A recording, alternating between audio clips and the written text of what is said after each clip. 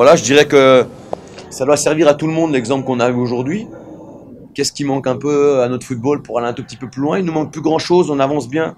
Un peu plus d'organisation, un peu plus de terrain, un peu plus de vitesse dans le jeu. Il y a plein de choses aussi, je dirais, à analyser pour le football sénégalais. Pas que pour Génération Foot, parce que si on veut aller un tout petit peu plus loin, il faut que notre football aille un tout petit peu plus vite, un peu plus puissant, qu'il y ait beaucoup moins de joueurs qui se couchent tous les week-ends sur le terrain, qu'il y ait un peu plus d'intensité, parce que vous avez vu aujourd'hui l'intensité qu'il y a dans le match.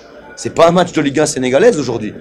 Donc si on veut que tout le monde, c'est CGF aujourd'hui, c'est Jaraaf demain, si on veut que tout le monde demain, si on veut avoir des représentants en Coupe d'Afrique, alors il y a beaucoup de choses aussi à changer. Il faut regarder les choses en face. C'est peut-être pas le moment de le dire ou de trouver les solutions.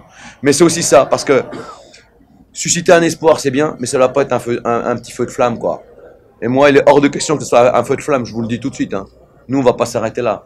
Parce que jouer une semaine après un combat de lutte sur un terrain de football, j'ai rien contre la lutte, il n'y a aucun problème, mais il faut bien aussi expliquer que si on veut qu'une équipe sénégalaise passe, un jour il faudra quand même se pencher sur la qualité du terrain qu'on joue, parce que c'est difficile de faire des passes quand même sur ce terrain-là, quoi.